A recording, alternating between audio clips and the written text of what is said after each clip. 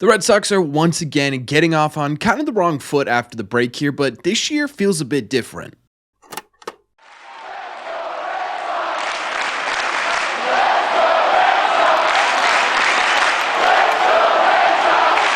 What is going on, everybody? Welcome back to Red Seat Radio. My name is Corbin, and thank you very much for clicking on this video. Yeah, the Red Sox had their sort of coming back down to earth moment, right? Coming right out of the break. They entered it on a 10-game win streak, comfortably in a postseason spot.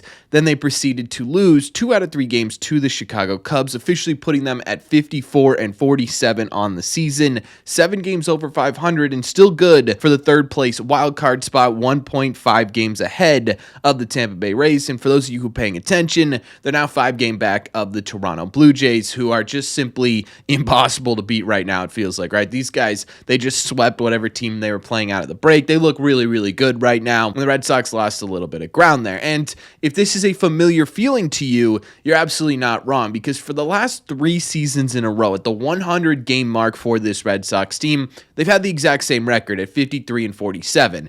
That's pretty impressive in kind of a oh damn kind of way, right?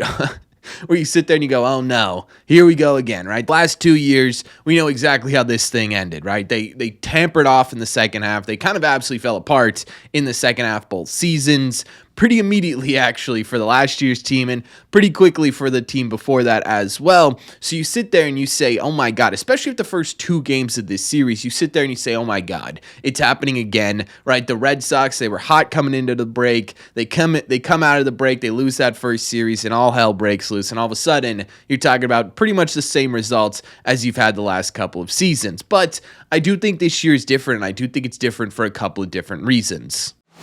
To be honest with you, I'm kind of nowhere near panicking with how the Red Sox started this second half, right? You could sit there and you could say it's the exact same pattern we've seen for the last couple of years, but I think more importantly in this series, what I really took out of it in terms of, okay, is this going to be another round of what we saw last year? Which, by the way, impossible to predict, right? I can't sit here and be 100% confident the Red Sox aren't going to do what they've done the last couple of years. I don't think anyone can sit here and be 100% confident that they are going to do what they've done over the last couple of years. But what I think is important in terms of my optimism here, despite the Red Sox losing to the Cubs, is sitting here saying they were able to bounce back in this series. Because first and foremost, the last couple of years, teams did not have Garrett Crochet, right? Crochet on the hill every 5 days is absolutely a difference maker for the Boston Red Sox. I mean, this guy's unbelievable, right? How many times this year have the Red Sox been in this situation where they come into a finale or they come into the first game of a series and they say, Crochet, buddy, we need a performance here, right? We need to get ourselves back on the board, pick ourselves back up, and he's delivered. It feels like basically every single time he's out on the mound, it's either a must-win game or going for a series sweep here, and Crochet seems to deliver every single time like he did in this one, right? And he wasn't incredibly sharp in this one. It wasn't one of the greatest performances we've seen from Crochet in the season so far, but he still managed to go 6 innings of 1-run baseball on 8 hits with 2 walks and 5 Ks. This absolutely got the team where they needed to be. Honestly, I think in general, too, the starting pitching wasn't too terrible in this series. I think there were absolutely some moments where you're sitting there and you're going, oh my God, what is going on here? But at the same time, too, I think the big difference here is that the starting pitchers were able to limit damage, right? Both of the other starting pitchers in this series, Bayo and Giolito, gave up some pretty big runs in the first inning here, but were able to then settle in and prevent it from falling out of hand, right? Really sort of preventing that avalanche from starting, right? There was a little snowball and they were able to stop it before it became that giant snowball that's going to wipe out a city. Bayo ended up with a quality start here, 6 innings, 3 earned. Again, 2 of them in that first inning on 6 hits with a walk and 4 strikeouts.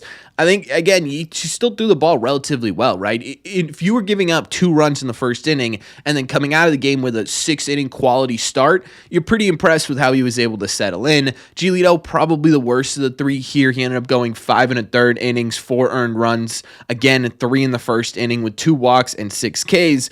But even him, to some degree, was able to limit damage, right? And again, I think that's what I keep going back to in sort of this, okay, what are the positives we could take out of 2 bad losses for this Red Sox Sox team, right? Because they weren't pretty losses. Both of them were really, really ugly. Chris Murphy came down to earth quite a bit in this series, right? He was absolutely excellent for the Red Sox until a couple of days ago, where he gave up a couple of really big moonshots at the end of that game. You saw a lot of guys sort of come back down to earth a little bit, but again, we're talking about, okay, what are the positive takeaways here? It's that the Red Sox were able to limit this, right? They were able to contain the damage that they gave up enough where they were still able to keep the Red Sox in these games. The problem was the offense didn't really show up for the first couple of days.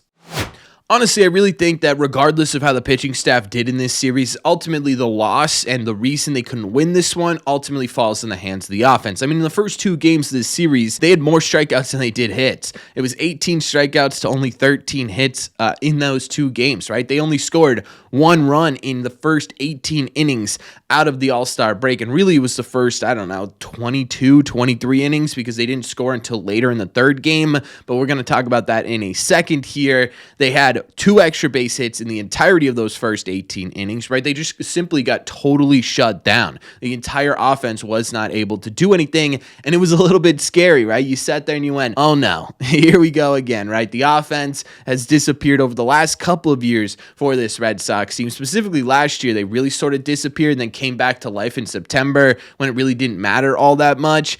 This year, I'm hoping it's a little bit different. I do think the tone of this video would be a little bit different had the offense not woken up in the back half of the finale in this game, right? Because to finish this thing out, you had some pretty cool moments from this Red Sox offense. You had a failed bunt from Wilyer Abreu, which he then turned around the next pitch and hit an absolute moonshot into the bleachers. Then you had maybe one of the better moments of the season so far. And again, another guy that you could point to and say, hey, you didn't have this guy over the last couple of years, and he could be a legitimate difference maker, and that's Alex Bregman, right? He's supposed to be taking days off to really ensure that he gets back to 100% health, but he's in Alex Cora's ear in a big moment. He's saying, put me in, coach. I know I can do this. Let me help this team win. Alex Cora goes, okay, fine, whatever. We're going to put you in. We're going to pinch hit you in a big situation. What does he end up doing, right? He ends up hitting an absolute skyscraper into the netting out there in Chicago and puts his team in a comfortable position to win this game. And then finally,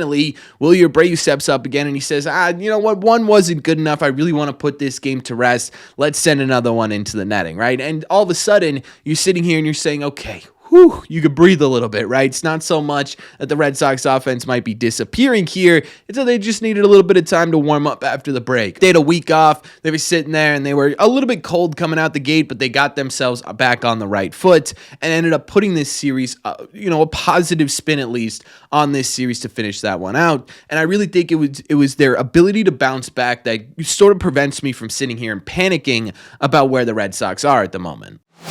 And I honestly think that's in total my biggest takeaway here, right? Is that they were able to prevent themselves from spiraling. And I think that's a really, really big thing here when we're talking about whether or not this is going to be a similar Red Sox team to the ones we've seen over the last couple of years, right? If they have the same record over the last 3 years, things tend to repeat themselves, right? History tends to repeat itself. You sit there and you lose the first two games and you're like, oh no, here we go again, right? This is going to be an incredible downfall of a team that had such a great run coming into the All-Star break. But there were two important things that stood out to me. One, they were able to avoid the sweep, right? Last year, you come out of the All-Star break, you face the Dodgers, and I think everyone kind of remembers that series as sort of the automatic kill switch to the vibes the Red Sox had going on. They had just, they'd beaten like the Phillies and the Yankees before the All-Star break. They were looking like a really competitive team, and then they come out and they just can't do anything against this Dodgers team to the point where they lose all 3 games and things just sort of spiral from there. They were able to avoid that in this series, right? They were able to say, okay, we're sort of digging our heels in, we're getting pushed, but we're not going to fall back. And you sit there and you say, okay, what's the difference here? And it's these guys that you can lean on that you haven't had over these last couple of years. Guys like Crochet, guys like Bregman, honestly, even talent like Roman Anthony, who's been unbelievably consistent over this stretch as well, where you sit there and you say, if you need a big moment, if you need to manufacture a big moment more specifically, you're going to be able to lean on these guys to get that done. And most of the time they're going to be able to deliver. And I think that's a really key difference between this team and teams you've had in the past. I also think you sit there and you say, this is a really tough stretch of Red Sox baseball, right? We know they weren't going to win every single game the rest of the way. We knew they probably weren't going to win every single series the rest of the way. They ran into one of the best teams in Major League Baseball who has the best home record in Major League Baseball, right? It was a really, really tall task to ask them to go in there and win that series. And still, even though they lost that series, they were competitive in 2 out of 3 of these games, winning one of them, right? I mean, the middle game, you were relatively competitive until the final couple of innings where, Chris Murphy gave up a few runs. The Red Sox couldn't string anything together. But even that one, right, you were competitive until the last couple of innings here. You stuck with these guys. This is going to be a really, and we've talked about this 1,000 times, this is going to be a really, really tough stretch for this Red Sox team. I don't think anyone was expecting them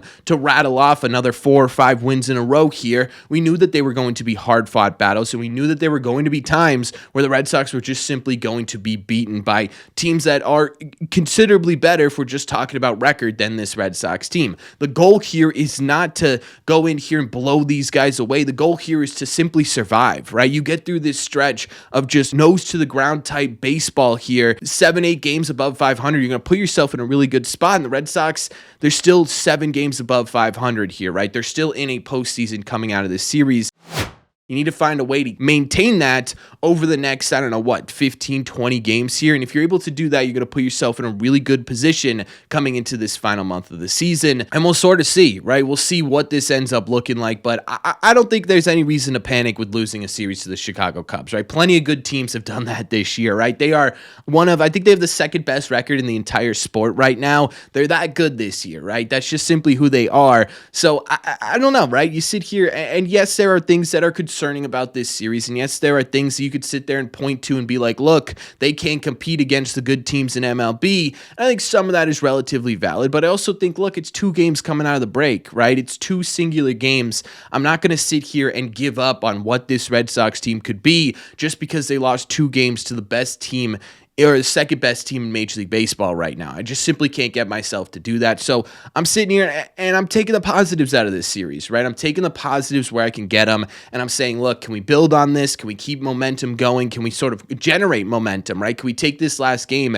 and build upon it and really sort of beat out some of these really good opponents? Because if you could do that, then you're in an even better place. But to me, it's just sort of about surviving this sort of stretch right now and then advancing. And right now, they are surviving. So I can't be too mad at them, even though part of me is sitting there being like, oh my God, please don't do this again. So let me know in the comment section down below. What do you guys think? What do you think of this series? Was there any panic in you? Are you sitting there panicking after these 3 games, and why? Let me know all your thoughts in the comment section down below. As always, if you made it to the end of this video, do me a favor. Make sure you guys have hit that subscribe button if you haven't already. If you're new here, we talk Red Sox content almost every single day. Also, make sure you guys have hit the like button on this video as well. Just simply helps out a ton. It's the best way to let me know you're enjoying the content. Thank you all very much for clicking on this one, and I will see you in the red seats.